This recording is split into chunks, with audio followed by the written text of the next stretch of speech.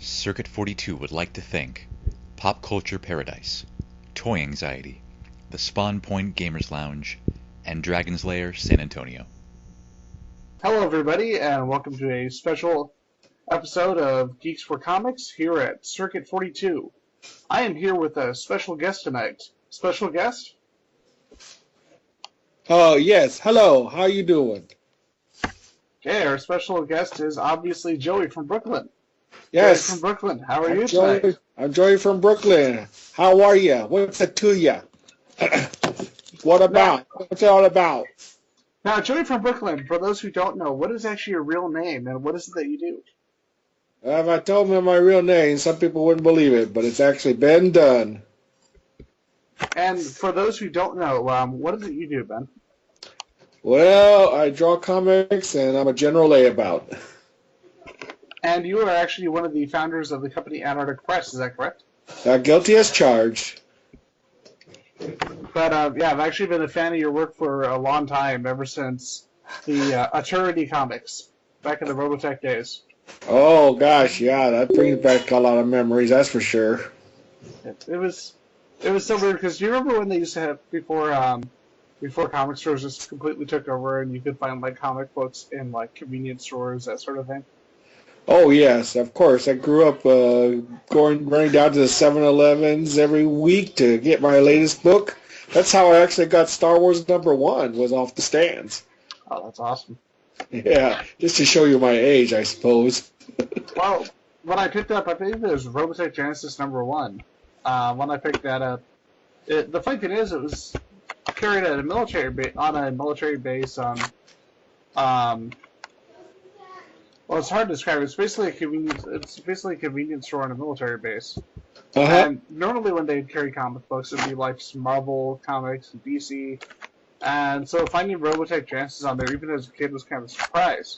Because I had a tape as a kid that had 2 episodes of Robotech and, like, Popples and Transformers and G.I. Joe and all that stuff.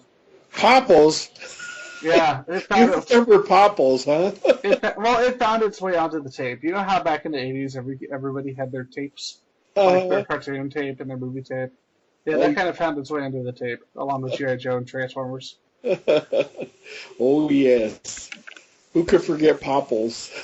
I like how we don't talk about Mask or Transformers or G.I. Joe. It's Popples. Oh, yeah. I'm just waiting for that Popples revival. You know, Popples the movie. Directed by Michael Bay and produced by Jerry Bruckheimer. There you go. No two finer people could do justice to that property. Megan Fox and Christian Bale as Popples. Oh, I'd go see it. I'm not sure I would. Not gonna lie. Could be any worse than the Ninja Turtles movie that's coming out. Oh yeah. Well, I'm not. We say that actually. Why is that? I'm just curious. I figured that this is a new take on it, and it might actually be a very interesting variation. You know, basically like Turtles, Earth Bane, Earth Bruckheimer or whoever is doing it right now. I think it's produced by Bay. Oh, Bay, yeah. So it's like it should be interesting, I think. You are definitely much more optimistic than I am. Sort of like the Ultimate Turtles, sort of like when Marvel did their Ultimates line, try to make everything super realistic. That seems to be the trend nowadays. Now it's just to make everything super realistic. And it's like, well, whoa, well, this is something new. Yeah. In many ways, really, like Marvel is kind of going back to their roots, and I'm kind of digging it. It's DC who's like doesn't realize that the 90s were not a great idea. Well, yeah, the less said about that era, the better, I always say. Of course, that was the decade that AP really exploded onto the scene. That was our biggest decade of growth, for the most part. Yeah, because you guys actually started back in 1984, right, in San Antonio?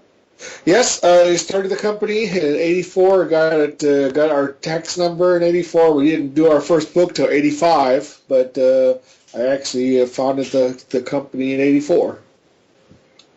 And the thing that always confused me, like as a kid, when the first time I saw Ninja High School was when they would do those weird black and white previews in the back of Robotech Genesis for Turing that Malibu Yes. would do. Uh-huh. And it was really confusing advertising because I didn't know if this was a comic book that I was supposed to buy, if it was just this random little thing in the back. It was just Malibu was not the best when it would come to their advertising for the other books within their books.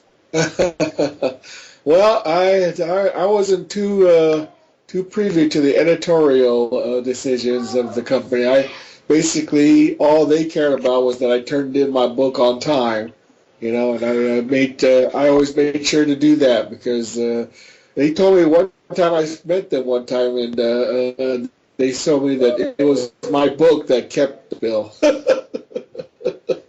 So I said, "Oh, well, I better keep getting my book in if you want to keep paying your electric bill." So, so that was pretty funny, I thought. Yeah, I remember Malibu came into a lot of legal issues too, like especially regarding back when they tried to do their when they reprinted the 1930s Mickey Mouse comics without actually getting the rights to them. Well, you can't really blame them for that. I mean, they I guess. I mean, I'm not quite sure exactly the story behind that was, but from what I understand, that should have fallen into public domain, and I think Malibu or Eternity wanted to take advantage of that and thought they could get away with publishing those old comic strips that they thought, I guess, were in public domain.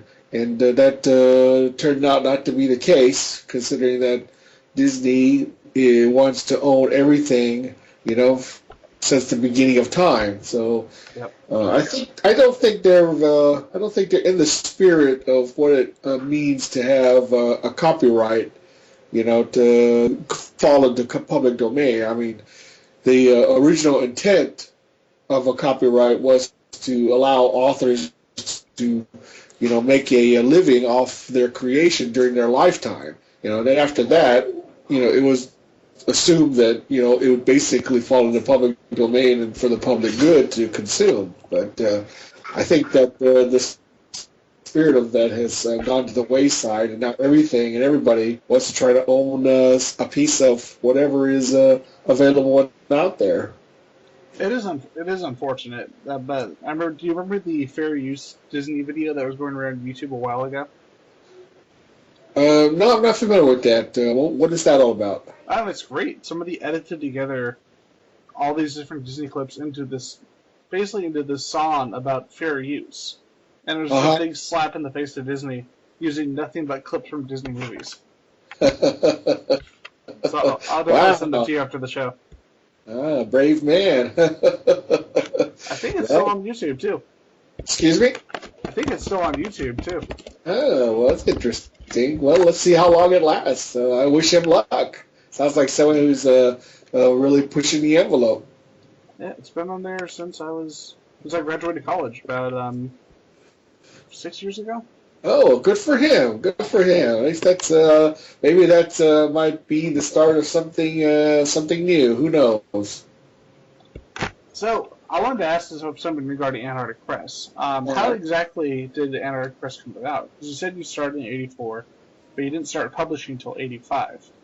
So how did the company come about? Because a lot of this kind of success does not happen for a lot of small press companies like this.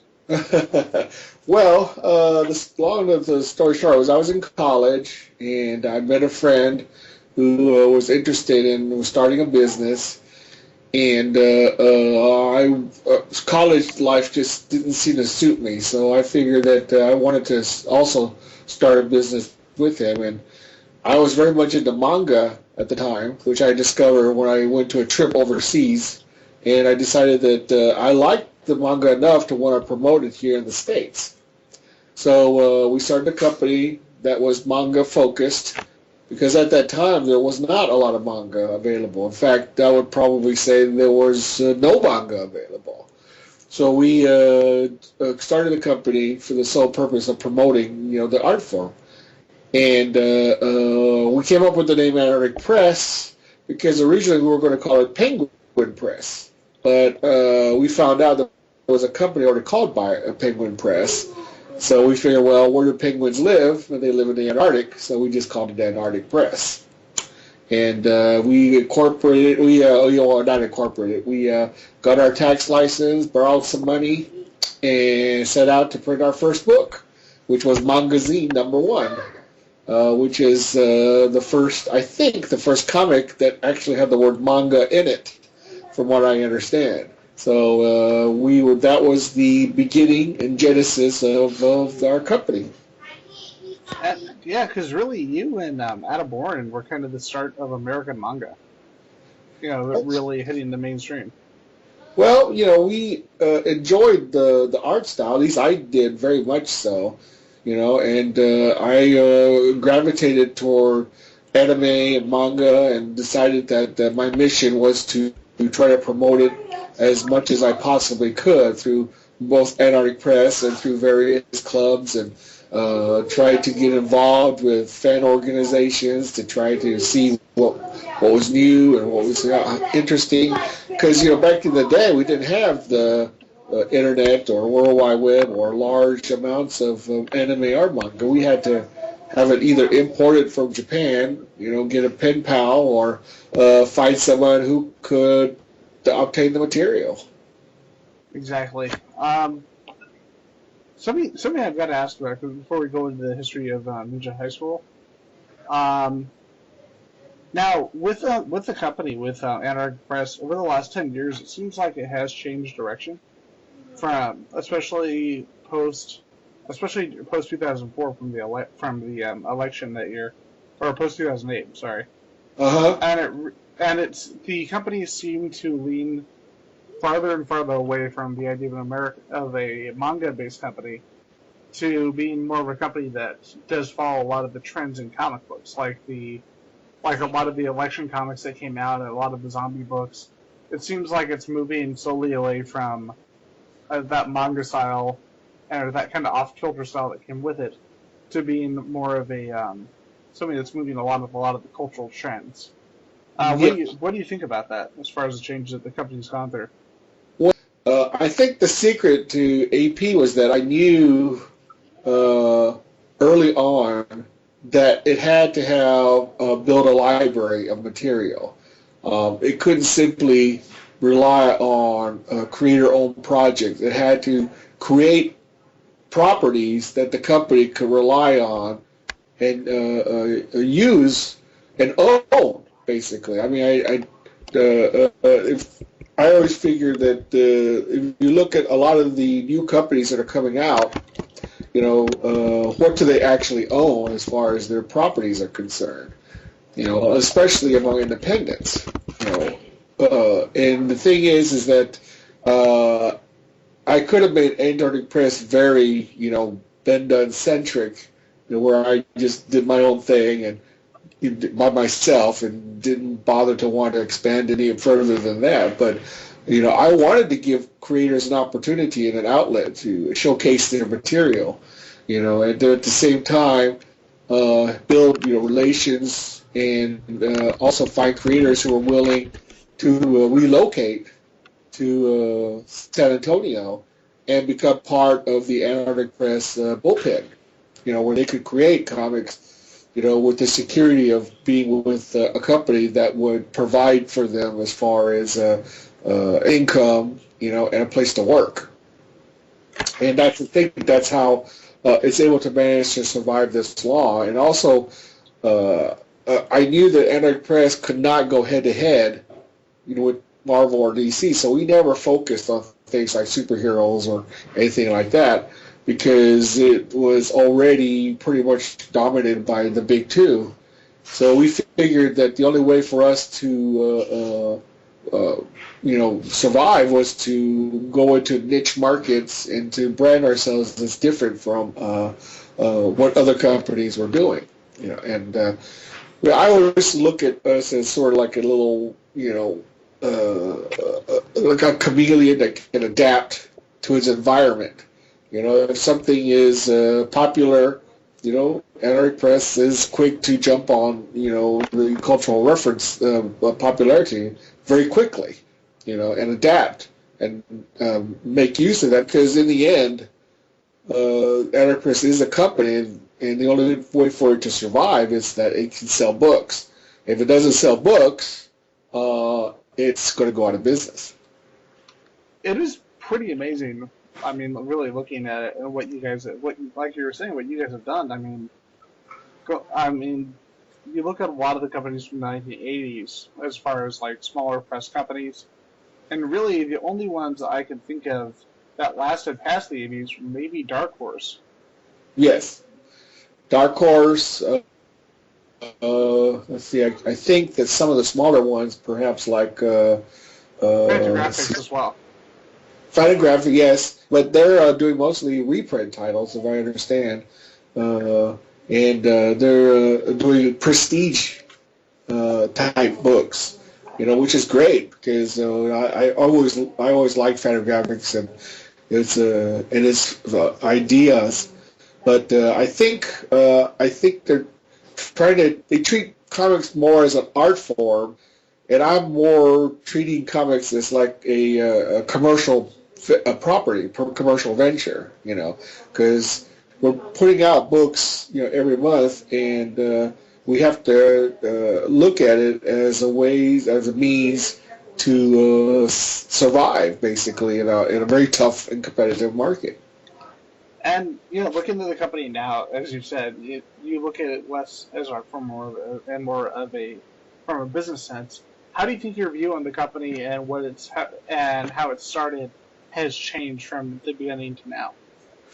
Well,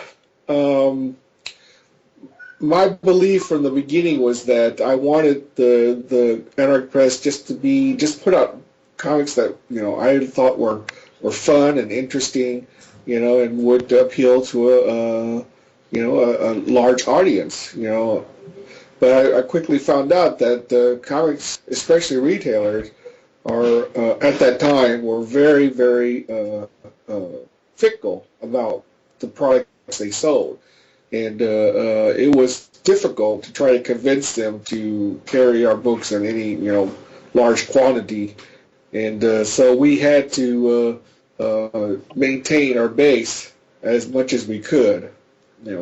Things certainly have changed since then because of the digital revolution, and now people can put out and produce comics that buck the traditional methods, and I think that's great. I think that AP is learning, that the dynamics are changing, and that it has to change with it. And it's interesting because you look at the, for example, the comic book district in Paris, in France, and how, back from the 80s, 70s, 60s, longest time, you could basically sell any comic book, right? And it would be, like you were saying, it would be ordered, it would be out there on the shelves, it would be distributed, and then, like you're saying, America, especially back then, was so fickle about what they would carry on the shelves, as opposed to now, where we're kind of entering into a really great period for comic books, where you can walk into a store and you'll find those indie books in the same amount of issues, or at least close to the same amount of issues as a more mainstream commercial book from the Big Two. Where you look at 10 years ago, give a company like Oni Press, for example, you'd maybe find 4 copies of a book that they put out at a comic book store. Well, that's interesting you bring that up, because if you look at the big consumers of comics like Europe and Asia and the United States, the United States is really a unique model, because I think we're probably the only large consumers of comics that actually has a back issue collector's market, or still puts out books on a monthly basis in a floppy format. Most comics in Asia and Europe are reprinted, over and over and over again. They never keep them out of print unless it's, something that isn't selling. And even so, there isn't much of a collector's back issue market like there is here. And as far as that's concerned, I also know that I also think that the trend now, if especially for younger readers, is trade paperbacks. They actually prefer the graphic novels and the trade paperbacks as opposed to the monthly floppies, which I think are actually skewed more to the older audience, who are used to just buying them on a monthly basis. And I think that also the idea of putting out the floppies on a regular basis seems to be something more to cater to the comic stores, and to the older readers than it seems to be for the younger readers, who are sort of used to used to manga and to graphic novels. So that seems to be the trend I see, for the most part. Yeah, like me, I'm 29, but yeah, I've been buying comics since I was 4 years old, and I have read at 4 years old. What do you remember reading at 4? I actually started to learn to read at like 4 or 5 years old, and my parents bought me it was a Captain America comic and a Gru comic. And then the first time I realized I really, really enjoyed comics was an issue of Excalibur by Chris Claremont and Alan Davis. Really? Wow, you must have been very well read at 4 years old, because I can't remember reading my first comic until I was like 6 or 7, actually. You must have been a voracious reader at that time. I was that kid who was like, this light switch is interesting because it has words on it. That's great. I always encourage, it used to be that comics were just considered trash literature, but, I think it's great that kids will read anything these days on paper, so that's certainly, I think, a good thing.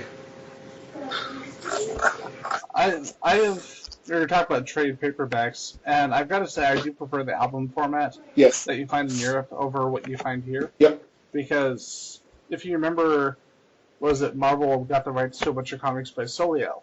Soleil? They're a French company, and they're kind of considered like the Pixar of comic books. Right. And they're done in album. The other books are done in album format, and they still look great. But they took the album-sized comics, and unlike Humanoids, they compressed them all to fit within the American standard. Huh. And the artwork, unfortunately, suffered for it. Oh my.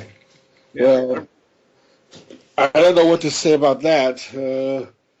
I guess there must have been a reason for it. I probably wouldn't know.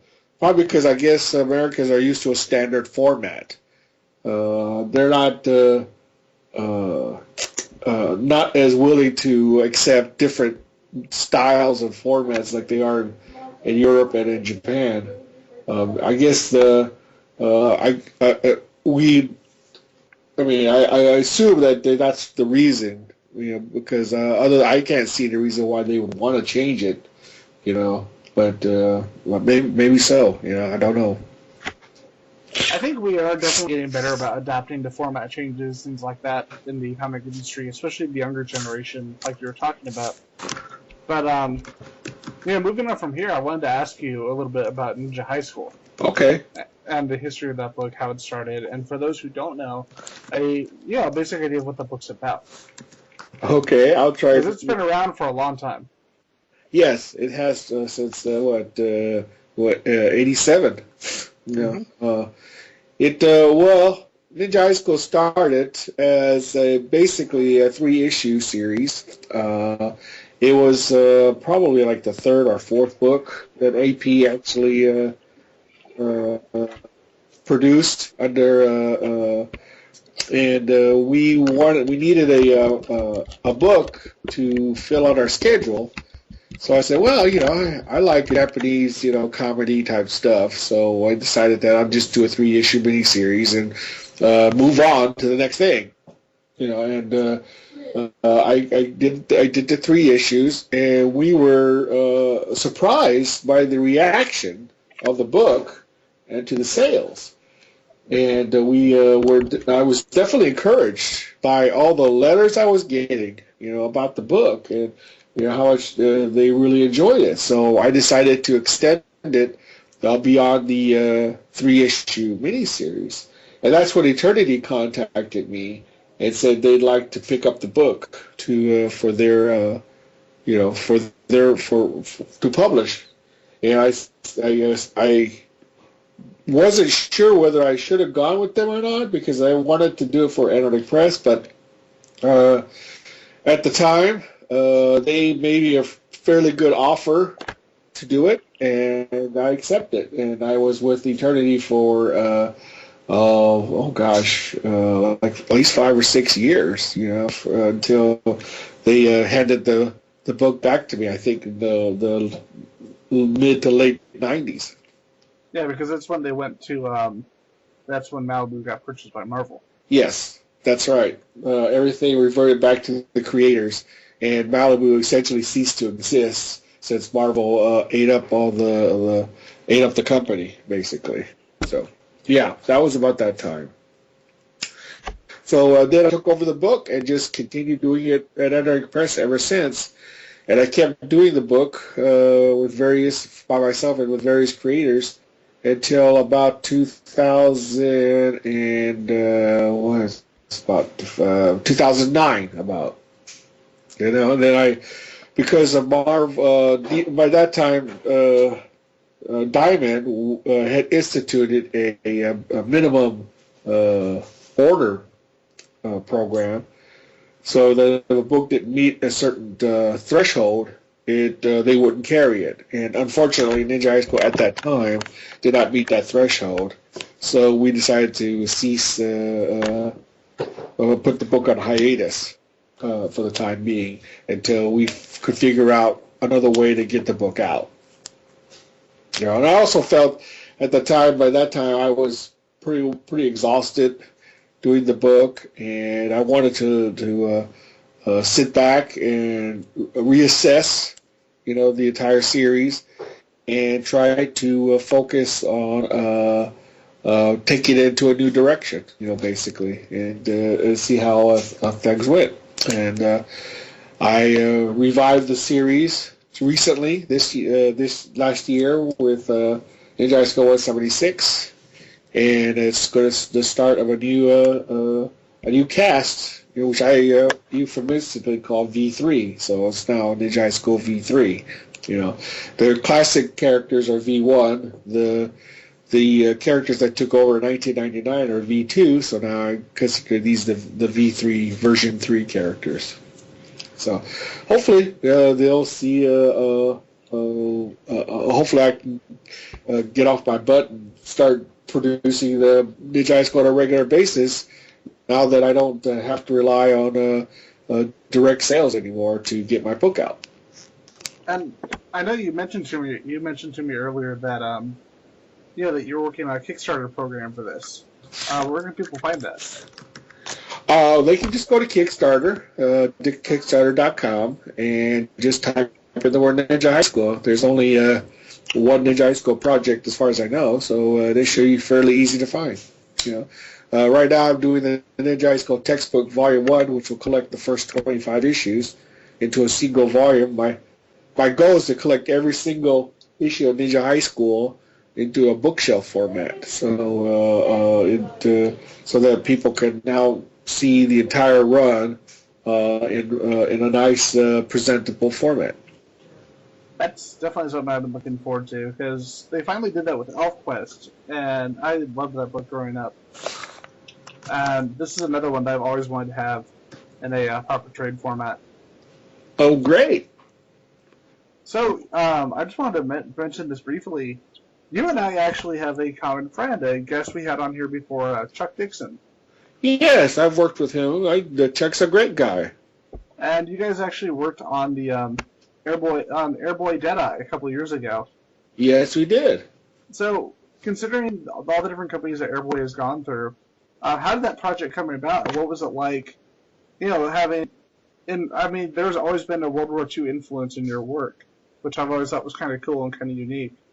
But what was it like having, the kind of manga school of thought on your end, and the more traditional action focused World War II slash kind of superhero school of thought from Chuck's end.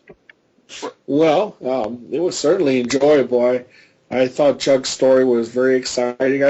I thought of it as a challenge. I thought I love the character AIRBOY. I was very familiar with the character, so it was something that I was looking forward to doing, and I decided to try my hand at doing a more a different aesthetic as opposed to my normal manga style, just to challenge myself to see if I could pull it off, and I really had a lot of fun doing it, and I hope to do more of that in the future, and it was very, very exciting. I know that I would like to do another one in the future if there was, but unfortunately my time is not, I'm not as fast as I used to be, so I have to choose my projects a little bit more surreptitiously, with the Ninja High School right now is my main focus, so I'm trying to emphasize that. But yeah, I really enjoyed working with Chuck on AIRBOY. It was a great series. Now, speaking of AIRBOY and speaking of some of the other projects you've done, especially your World War II projects, because that's kind of my area. I love any kind of World War II fiction. Oh yes, me too. Military history is one of those things I really can get into, and I really don't. I would like to see a lot more of it, to be honest. And I did work with Ted Nomura with Luftwaffe and Tigers of Terra, so it was that was a lot of fun too as well. And I also think history is really important. I don't think it's really taught. That. I don't think it's emphasized enough. Because I think if people understood history, then they would understand why we're in the world we are today. And definitely. And the funny thing is, I think a lot of people don't realize that there are a lot of good history-based comics, especially around World War II. With, I know most people know Garth Ennis for his more insane books. That's the best way to put it. But yeah. He actually wrote a series of World War II stories that were really good. Yeah. The title escapes me at the moment. Oh, it's just called War Stories. There you go. Yes, he did a whole series of them, which I enjoyed. He did Enemy Ace, if I recall. Yep. And he also did quite a few other war stories too, in which were really, really, really good. They tend to be a little bit more violent than normal war story. Well, I guess war is pretty violent. Well, I guess what I should say is they tend to be more graphic than the war comics I used to grow up with. But they are very well written, very well done, and very accurate, which I always feel is important when you're doing a story about World War II. But another thing I noticed is that World War II has become almost mythological in a way. That it seems like that's the era that everybody thinks, that's the era that a lot of fantastical stories seem to come out of. I mean, that was the era where the Superman and the superheroes came into prominence because they had a really good bad guy to fight, and it was a very almost a simple war between the forces of good and evil, which is something that I think a lot of people can identify with. But so World War II is definitely a fascinating era. The only problem I see is that some people may actually, who are not knowledgeable about that era, may actually consider some of that material to be factual. Are you saying Sergeant Rock is not a real person? It's a slippery slope in some cases. Well, it's you never know. There may have been a Sergeant Rock. You never know. I don't know, but it is definitely up there with everything else. So I love the there was a Simpsons comic that was done. It was great. It was a parody of Sergeant Rock and it had Grandpa Simpson, and the whole thing was drawn like an old Sergeant Rock comic book. Right. And I'm trying to remember exactly who drew it, but I know it was one of the original like military comic artists from back at the time. It was like Evans or something like that. Huh. But yeah, if you ever get a chance, it's actually a really good read. And you enjoy a lot. You obviously enjoyed a lot of the same comics that I do, and I think you would dig that. Oh, well, definitely have to check that out. Yeah, thanks for the recommendation. I always wanting to see or read new things, and definitely if it's something that goes along the same interests that I have. So, yeah, I'll definitely check that out. All right. So before we wrap up the interview, is there anything else that you wanted to talk about? Where can we find you? Well, you can find me on DeviantArt under the name Dog Supreme. That's the handle I go by. Or you can go to my Facebook page, which I post a lot of my artwork and news and things like that. And for the most part, and that's really the only two places I have a Twitter account. But you know what? I can't think of anything to say really. For the most part, I just focus on that. Because I'm just busy drawing comics.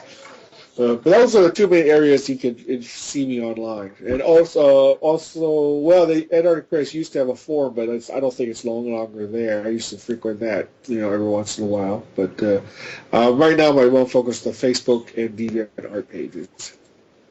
All right. As we bring this episode of Geeks4Comics to a close, I just wanted to thank you, Ben Dunn, for coming on the show and tolerating us. Oh, no problem. Thank you. Anytime. Definitely. And once again, as this project gets closer to its conclusion, we'll definitely bring you back on to discuss it again. Absolutely. I look forward to it. All right. Well, you have a good night, everybody. Thanks for listening, and thanks for pretending you care about us here at Circuit 42.